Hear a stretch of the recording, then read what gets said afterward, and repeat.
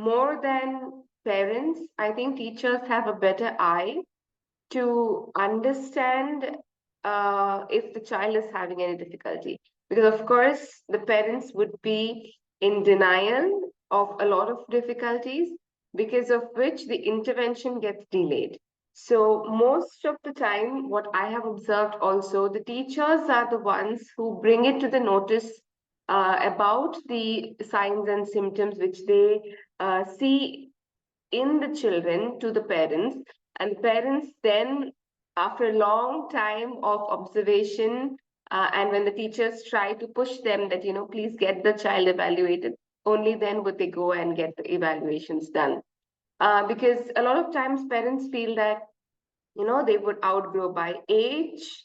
The parents would, even the grandparents would say that, no, no, even my son was like that, so it's okay. They will just move on, and when they grow, maybe they are just a little late bloomers, right? So, but then the teachers are in much better position of identification, which is extremely important for intervention.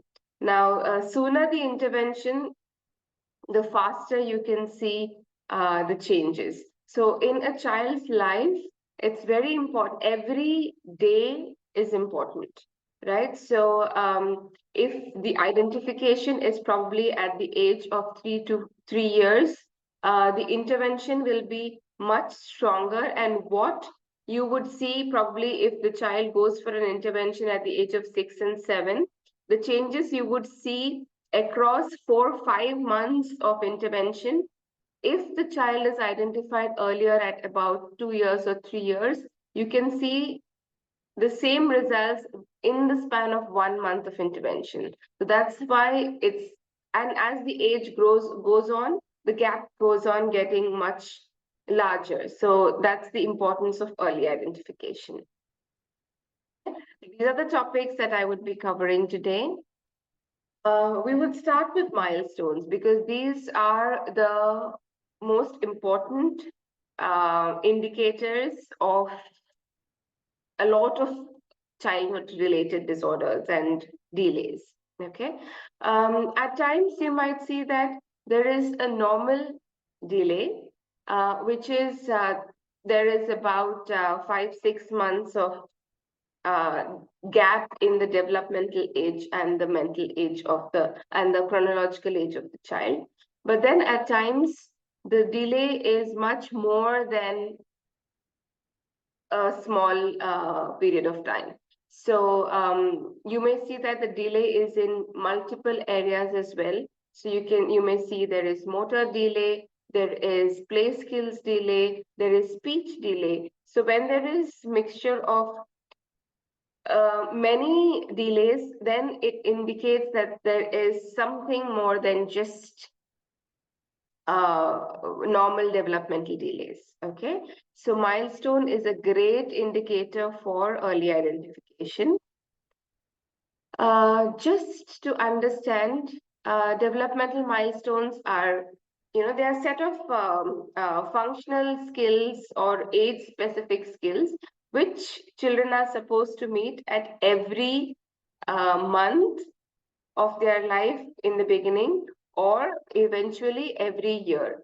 Okay, so at this particular age, the child is supposed to use these number of statements, is supposed to speak, use a number of words in a sentence, or even walking, crawling, running, fine motor, gross motor skills. So there are different aspects or skills which are put together and given it, so we understand if the child is on the right track or if there is a delay. So there are different aspects of milestones. At times, parents feel that it is just the developmental, the child is walking fine, the child is crawling or was crawling on time. So they mainly focus on the motor aspects of development. But there are many, many other aspects as well, which are also very important, or they are aspects of development. Okay, so most important, social emotional. So this is one aspect which most of the time gets ignored. But in this current age, because there is lack of exposure to groups, and there is less social communication, even with parents, like between parents, it can be delayed. It's seen very commonly that this aspect is mostly delayed in kids, and especially the current group of 4 years, 5 years kids. They are the COVID batch, right? So it's very, very common that their social skills are definitely hampered. Okay, so after post-COVID, when they are suddenly exposed to social environment, it's seen that they show symptoms of autism spectrum. Okay, because they move away, they like to be alone, just mostly because of exposure, right? So that is why the word is framed as virtual autism, which I will talk to you all about in the coming slides. But social and emotional aspect is also very important as a milestone. So it's the way how a child reacts to emotions. It's like how looking at a few pages with you,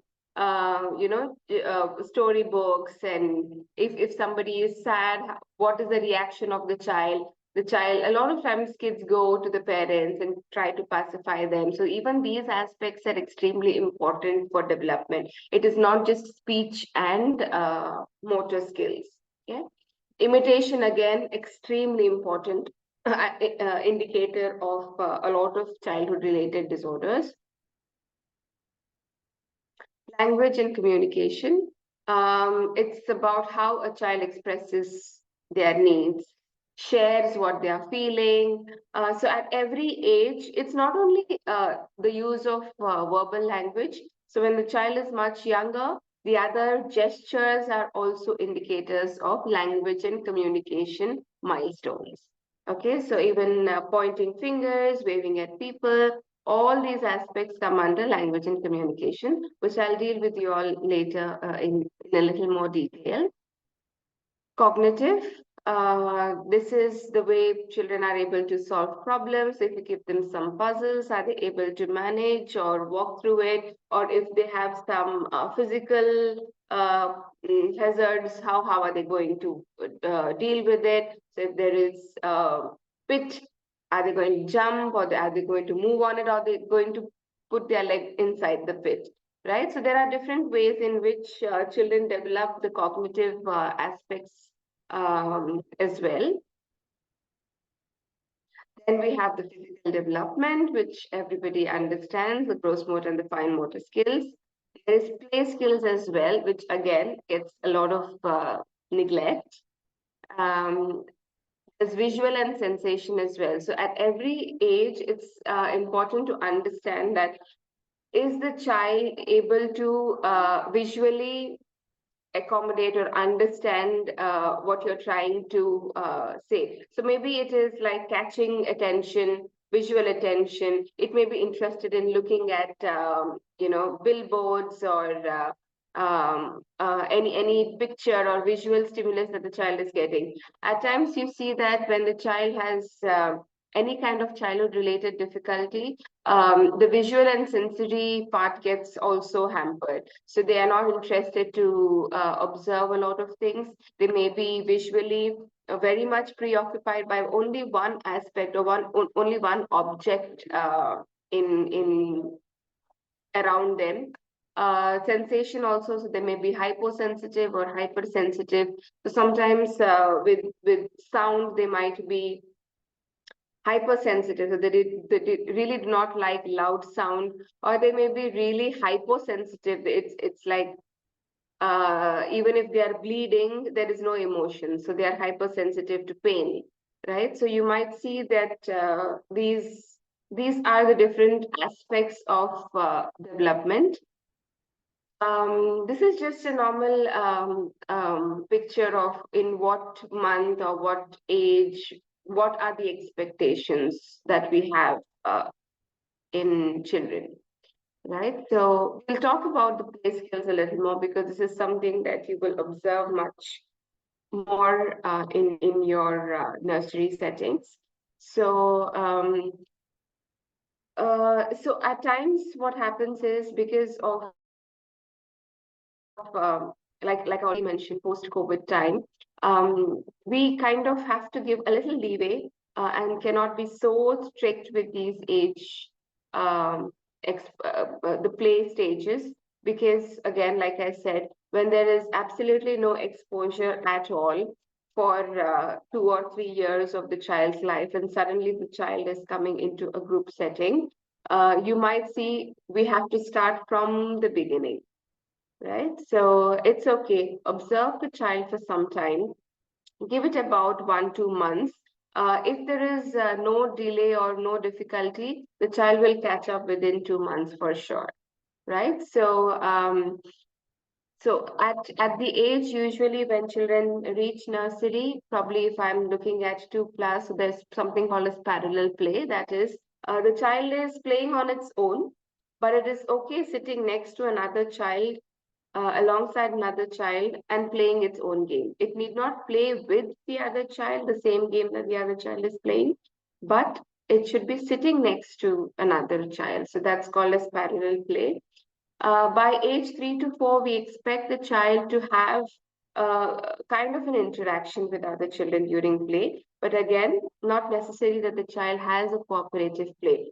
So maybe the child is going and looking into the other child, what is he playing, or might, verbally or even physically show interest in what the other child is playing. And then it's not required for them to play with them, but that interest is definitely important. Okay, so then we have for age 4, sorry, that's the cooperative play, wherein there is a group involvement and the child is interested to play with the other kids in the group setting. Now, let's talk about the language milestone.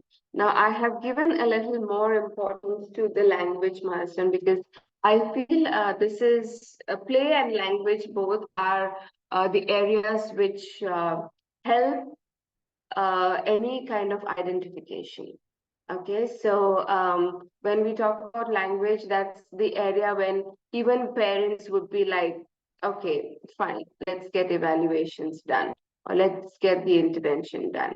Okay, but if we talk about other areas, they would just give a lot of reasons of exposure or will outgrow it, a lot of things. But for language, the acceptance is comparatively better, and also the identification it plays a major role in identifying a lot of difficulties.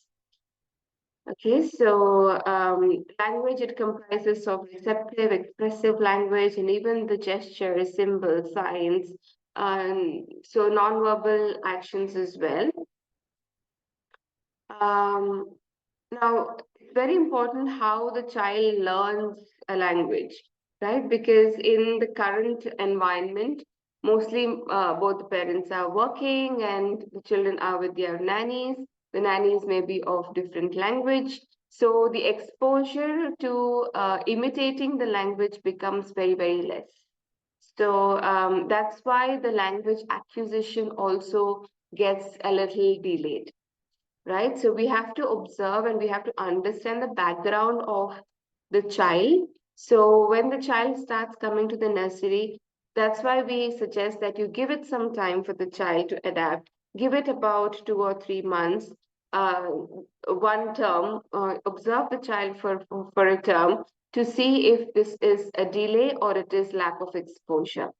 Okay, so if you see that when the child is fine, the delay, the gap gets filled up much faster. The child picks up language in the nursery, right? But if it is a developmental difficulty, then you would see that the child is not picking up in the time that you have given, the cooling period that you have given to the child. Okay, so it's very important for us to understand how much exposure the child has received before they have come to the center. Children master gestures before words, and they initially communicate through gestures. Over the period of time, only then would they communicate using words. Okay, so again, like I've already mentioned, why is it important for us to understand language milestone? It helps greatly to track the developmental age or level, right? So there's something called as a chronological age, that is the age of the body. That's from the child from the time when it is born, and developmental age, that's the actual age which where his skill stands. So the gap between the chronological age and the developmental age is represents the delay. So if there is more gap, then the delay is much wider. Okay. It's very, very important for us to plan for the intervention as well and identifying red flags. Now, considering that in a nursery, these are the age groups that you mostly work on, that is why I have pulled up the language milestones for 2 to 3 years and 3 to 4 years. Okay, so the child is at this age is supposed to follow two-step related commands. So it can be in simple words, not very long statements, but two-step commands in simple words. Understands many action verbs, demonstrate action verbs on request. If you ask him to clap his hand, if you're asking him to jump, he's supposed to understand and do the same. Identifies objects by function. So if you ask him, what is the role of, why is the chair used? So he would say for sitting. What's the use of a spoon? He would say for eating. So these simple object functions. Begins to understand where is and who is questions, combines 2 to 3 words for communication, relates recent experiences through verbalization. So they are able to use, um, even if it is broken sentence, it's okay, but they would have that interest to express how they are, what their recent experience was. Next, we talk about the age 3 to 4, that is follow 3-step commands, comprehends when, why, and how questions, understands emotions and physical state words. So they are able to understand others' emotion as well, and they are able to understand their emotions to a lot of extent. So if they are feeling sad, so why you're feeling sad, so they can explain that he pushed me, or he did something, or I'm hungry, or I want to go and play outside. So they are able to express and combine 4 to 5 words in a sentence while communicating. State the use of objects. Describing picture sequence cards. So if you put a sequence of pictures in front of them, they're able to explain what is the sequence, what after this picture, okay, this picture, what does that picture mean? So they can express in words. Answers logical thinking questions, that's when, how, and who questions. And is the expression is much more in about 1,000 words. They're able to use vocabulary much more. So their vocabulary increases about 2,000 words. Now, I have picked up 2 difficulties which have been commonly seen in younger age group, and the intervention becomes much more productive when it is observed in early childhood ages, right? So that is, one is autism spectrum disorder and another is ADHD. Okay, so I'll go into a little detail about these aspects. Um, of course, it's very difficult for me to cover all these aspects in just one day, because on its own, each of these difficulties are would require a whole day of workshop, because there are a lot of things uh, to be dealt with them when we talk about, school interventions, the classroom interventions for them. There are different aspects to it, but then I'm just covering the basic signs and symptoms so it helps you all to understand or identify if anybody in your class may be having these, may be showing these symptoms. So again, this is not to tag any child, not to label any child. It is just for the child's best. So they get early interventions, which makes their life much, much, much more better. So we need not tell the parent that I feel that your child has autism spectrum disorder. There's a lot of blunder there. Okay, so you need not tell the parents about the diagnosis or what you have in mind about the diagnosis. You can always mention that I can see a delay in these areas. So when there is a delay, it's definitely indicating something. Okay, so be very careful when you're discussing these things with the parents, again, as it's very, very sensitive aspects. And it's very important to gain the parents' trust in the process or in your trust in you that you are identifying the difficulties and not labeling the children, because, of course, the parents would not be comfortable with tagging their children. And that's the main reason why parents are scared to step into any clinical setup as well. So, but then it's very important for us.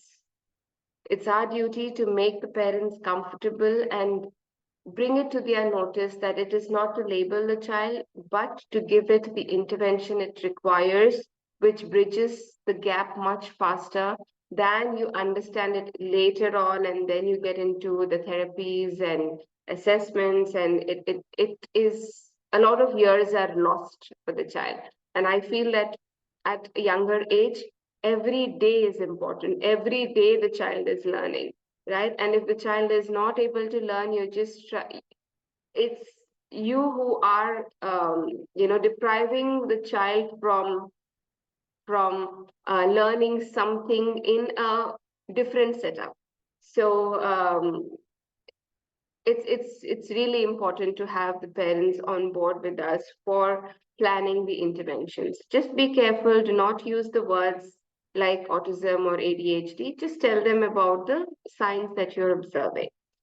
Okay, coming back to autism spectrum disorder, it's a clinical condition which is characterized by, most importantly, you just have to remember that this is a social communication disorder.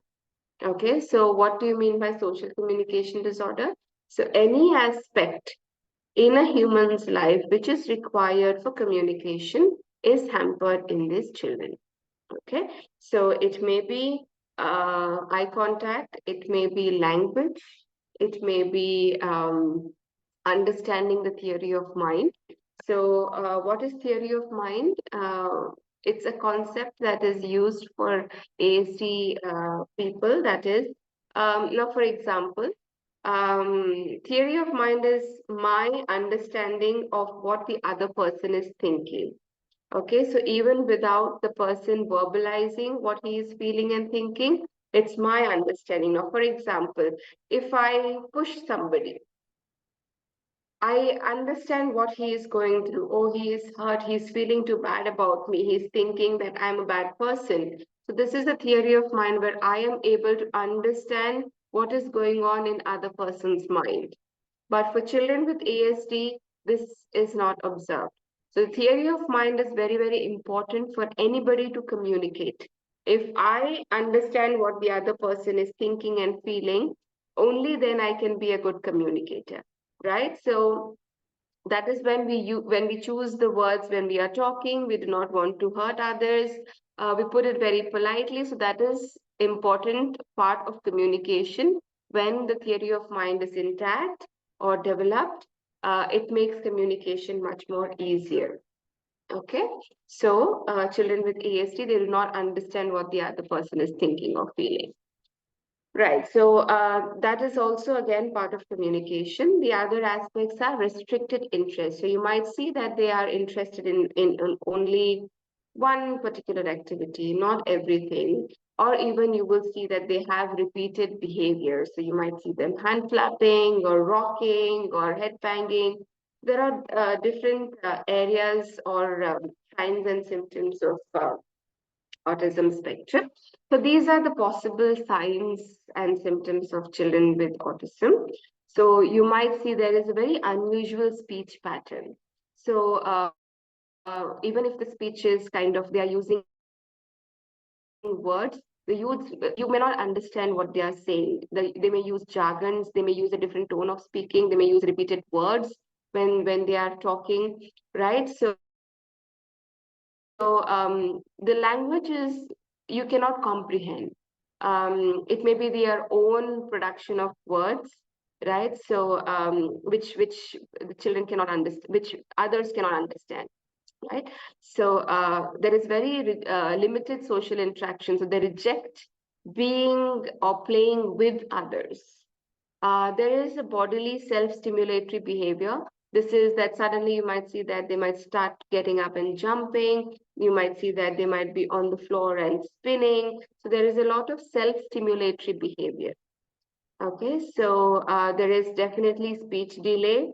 Uh, in the smaller age group, you might see that the language, when they come to school, maybe 3 years or so, the language has not yet started. They might be just in their cooing and babbling kind of stage. It's a very big indication that there is a huge gap. Okay, seeks attention inappropriately. Now, again, like I said, this is a social communication disorder. It's very difficult for them to understand how to get attention.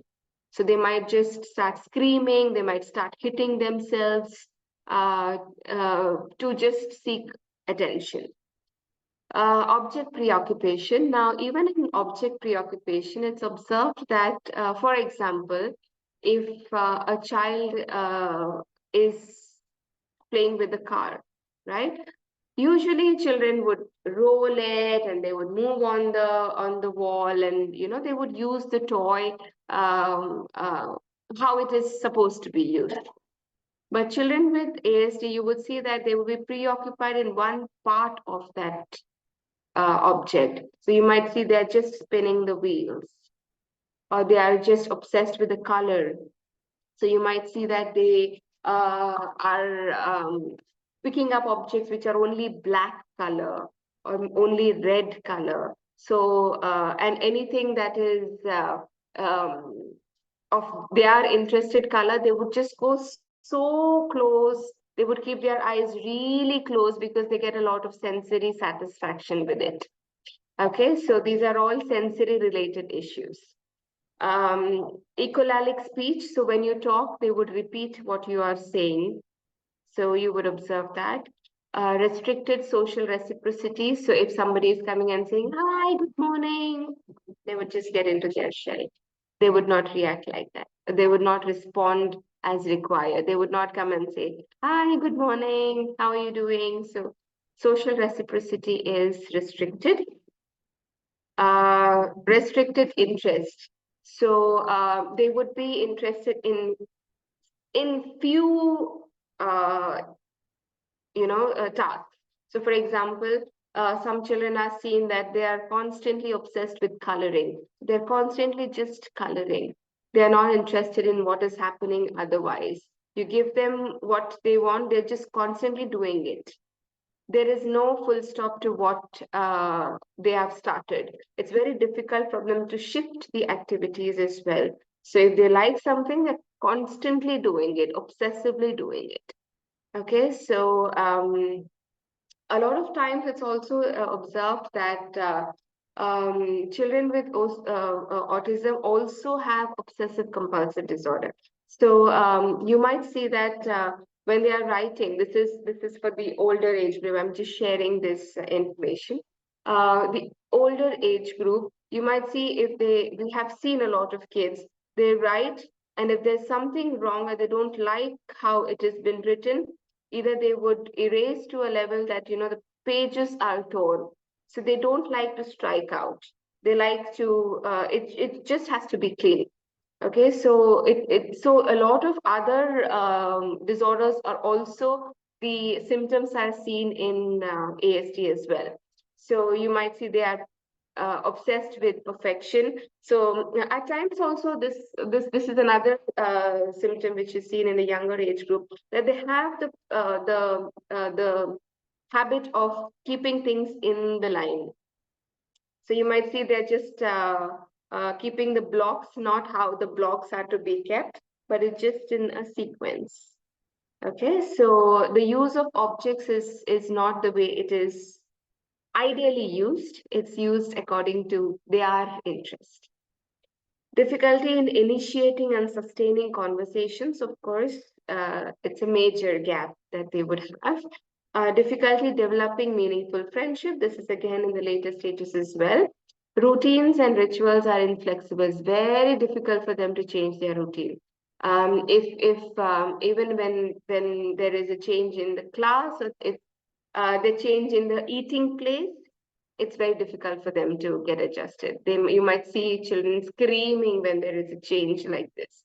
So usually, of course, we don't deny the fact that children usually take time to adapt, but then children with ASD take much longer. Their reactions are much more intense when it comes to any change. So if normal children are waking up, the waking time is different. Every child would cry, right? But then the emotions that children with ASD show is much intense and for much longer period of time compared to other kids. Okay, so some more red flags: no eye contact and gaze, which usually, the child is supposed to attain in much younger age. So when you see a child with 6 months or 1 year, also the child is having eye contact. And also, very, very important thing to remember, ASD symptoms start showing much aggressively when the child reaches 3 years of age. Okay, so you might have parents coming up and saying the child was talking when he was 1 year, 2 years, he was using words, but now the child is not talking at all. That's a big, big sign of ASD, because any skill that was developed or achieved, you might see when the child reaches close to age 3, there is a regression in all the skills. Okay, so that's very, very important for everyone to understand. So it's not the lack of exposure, there is something more to it. So not responding to name calls, does not point, poor use of gestures to communicate. The gestures are very, very limited when they're communicating, very, very limited. Okay, so that too, they develop the gestures when the intervention starts. So when you try to push them in the therapy sessions to develop these gestures, that's when they kind of start showing gestures. Otherwise, it's rarely seen. Poor play skills, of course. Okay, so there is, if you want to understand from the parents, just try to see if there is any imitative play. Like for example, for age 3 and 4, for sure, they would imitate their parents. So maybe the boys are imitating their fathers, like how the fathers are shaving or how the father is going to work. Um, but and for girls, you might see that they're vacuuming or they're cooking. It's a very big indicator. So if this imitative play or object use play is also not there, then it's a very big sign for ASD. Okay, so there should be that role play kind of play is expected at age 3 and 4. Okay, now. This is, of course, it can be a little tricky for the teachers to identify if it is a virtual autism or if it is a neurodevelopmental autism. Okay, but it's important to get intervention for both, because the signs and symptoms are very similar. The only difference is for virtual autism, it's a reversible difficulty. Okay, now virtual autism, like I already mentioned, when we have a lot of exposure to screen and there is no communication absolutely with other humans, they develop virtual autism. So same thing, like if they see some new person, they just get into their shell, they just don't like to interact, the eye contact is poor because the eye contact is only with the screen, right? So it is said that age 18 and below, the child is not supposed to spend time in the screen, right? So any kind of screen for them is dangerous till age 18, and above age 18, it is only in group settings, is what is suggested by the researchers. Okay, but I understand it's very, very difficult because nowadays the mode of learning itself has become more digital. Okay, but anyway, so just to understand, even they have very, very, very similar communication difficulties, like how a neurodevelopmental autism spectrum disorder is also. So it's very important for parents and the school team to get an evaluation from a specialist to understand what is it? Is it the neurodevelopmental type or it is the virtual type? But any which ways, both require intervention to develop the communication skills, or else the gap again just goes increasing, and the communication skills, it then gets irreversible when the child becomes much older. They would always be, preferably, they would be loners, which is something that we would not encourage, right? Okay. Now it's very sad that every year the cases of ASD are increasing. Okay, so that's why you might see that you may have children who you feel that, okay, I think this child requires additional um, evaluation. Okay, so next common difficulty observed is ADHD. Okay, so if you want, I can send the slides to you. It's fine. If you want, I can put it in a PDF form and send it to you all. Okay. So ADHD, there are different categories of ADHD. It's not only the child jumping around in the class or not having difficulty in sitting in one place is considered may have ADHD, but also sometimes you might see the child is very, very quiet, sitting in one place, but in their own dreamy world. Okay, so even that is part of ADHD, but we say it as ADHD inattentive type. So it's attention deficit hyperactivity disorder, inattentive type, or hyperactive type, or hyperactive and impulsive type. Okay, so we have different types in it. Now, when you see an inattentive symptom, you may see the child is very forgetful. It will keep its pencil in one place and forget. It might leave a lot of stationery in school and forget. It might go from school, if you ask them to get something from home for some projects or some work, they'll forget. Okay, forgetfulness is a very big symptom of inattention. Makes very, very careless mistakes. So even after you tell them, they still continue to make mistakes. And then when you go and rectify, and then like, okay. Okay, so it's like they make very careless mistakes. They lose focus very easily. So if you are teaching something, first you would see that they are looking at you. In another 1 minute, they are just off. Okay, their mind is somewhere else. They might be looking at something else. They are staring at the window or the door or looking at some other child. Okay, so easily distracted. The smallest sound can make them lose their focus. Trouble with organization. So you might see their table is too messy. They don't know, their bag is messy. They at home, their rooms are very, very messy. They don't know how to organize and get things in place. Okay, so often loses or misplaces things. When it comes to hyperactivity, they are see a lot of times inattention. Children with ADHD inattentive type are not identified because they are not the troublemakers in the class, right? So that is why a lot of times it gets unnoticed. But the one who is fidgeting and moving around and all over the place, they are the ones who are easily identifiable.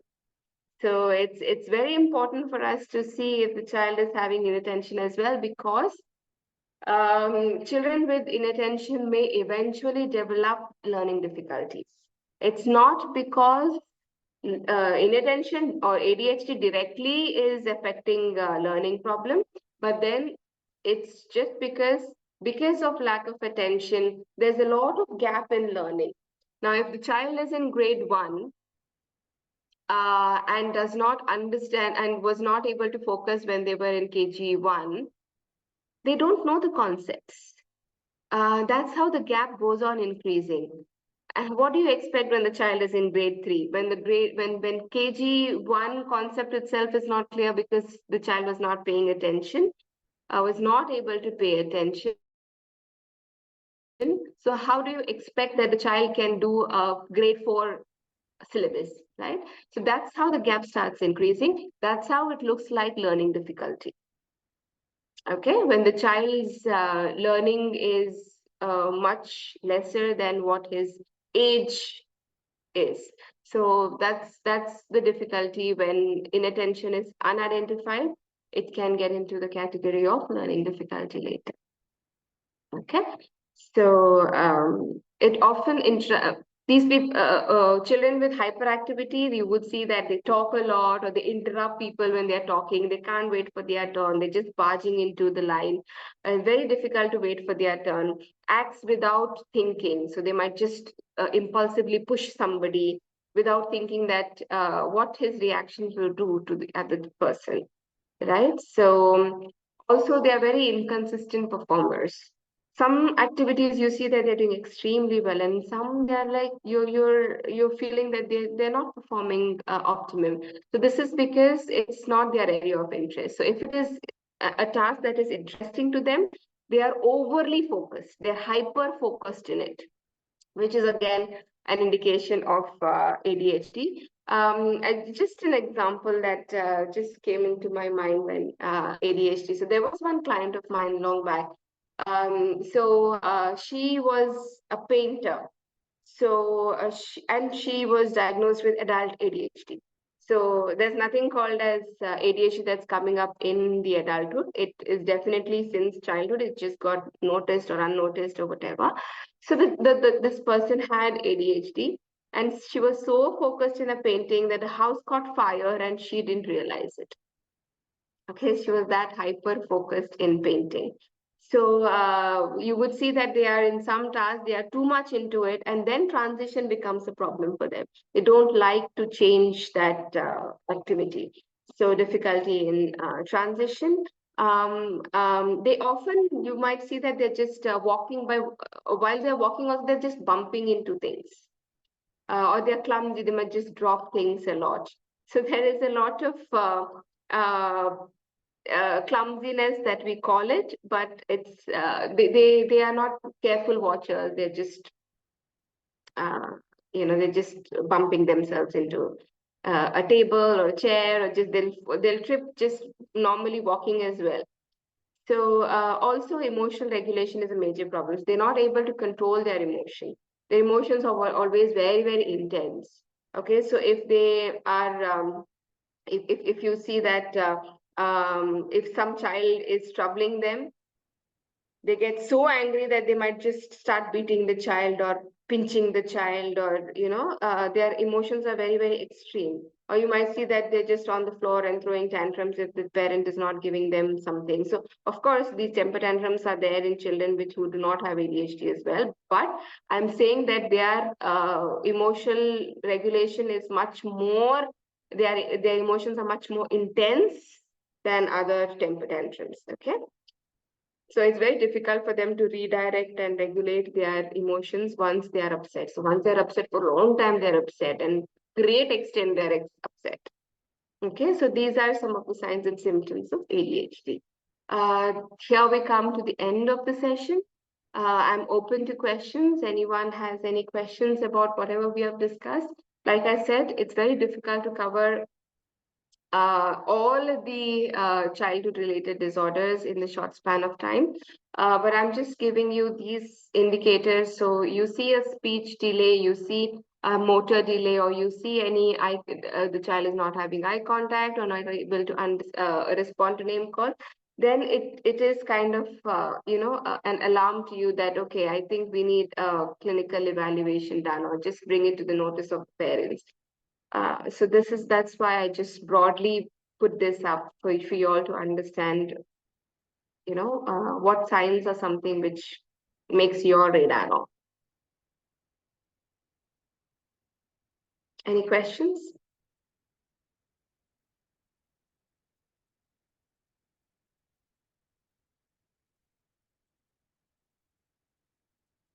Okay, if there are no questions, should we call it the end? Okay, all right. So, if I would just help you understand that the center is looking into coming to, we are having talks with the management to have screening sessions with your children. So, what you all can do is just go back, take some time to understand if any child is may require a clinician to just observe if what you are thinking is on the same line as what the clinician would think when they come. So just make a list of just have the list in your mind of the children whom you want us to come and observe. So and then we can take it forward from there. So just after understanding today's session, just go back and have an additional eye to your children and see if it requires additional help. It would make a great difference if you are more vigilant in identifying. It can change a child's life to a different level. Trust me when I say this, it makes a huge difference. So please be vigilant about identifying and seeing your children more closely. And I'm sure you might all be doing a great job in identifying because I get a lot of cases from teachers itself. After teachers discuss about the observations with the parents, only then the parents come for evaluation.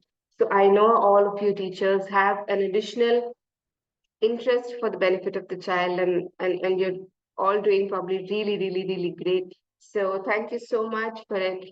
Um, I think we have one person who has raised a hand. Yes. I'm just unmuting you. Hi. Yeah.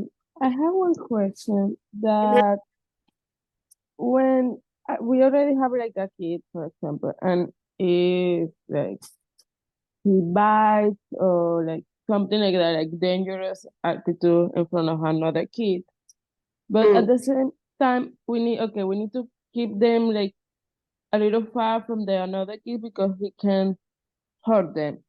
mm, But at the same time he need the interaction with the other kids, so yeah. I'm not sure what we should do in that type of Oh, cases. okay. Okay, see, if the child is very, very aggressive, which is kind of hurting other children, this is not a normal behavior, right? So it is a disruptive behavior. Now, what I would suggest you all is, see, it need not be a child who may be falling into any disorder or delay category. The child is fine but has a lot of behavior concerns. Still, the child can benefit a lot from ABA sessions. Okay, so it's always advisable that the teachers bring this to the notice of the parents and tell them that this is the behavior. See, at times, what happens is when one child is disruptive or is having a lot of behavior concerns, there is a there may be a lot of things that are learned or picked up or whatever from the environment or from the house. It's very important that they have ABA sessions. So ABA sessions are not only for children with autism, it is for any behavior problem. Okay, so the child requires a structure, and the parents also require a structure to help this child work on their behavior problems. Otherwise, it's just going to continue. So it's always advisable for the parents to reach out to ABA sessions. So because these some of the behaviors are not easy to handle in the classroom. Okay, so if I give you some tips also, you may see that it is not working because at home he is doing the same and nobody is reacting. So it's not going to work. Okay, so if you have to see a change in the child, the intervention has to be implemented both in the school and at home. So it's always advisable that the parents take the child for ABA sessions and learn how to deal with this behavior problem so it is not affecting others in the classroom as well. Have I answered your question? It's just because I'm saying that, see, of course, classroom interventions can work, but then if it is not worked at home, it's very difficult for the child to shift his mind that, okay, if I do this at home, nobody is saying anything. But in school, they're kind of showing a negative behavior. The child gets confused. So it's always better that the parents are guided, basically.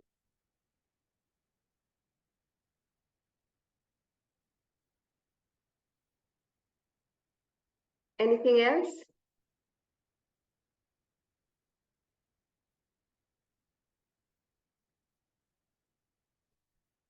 Okay, so if no more questions, can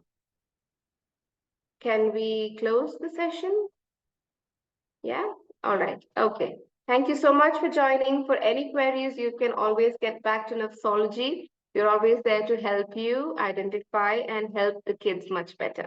All right. Thank you so much and take care. Have a good weekend.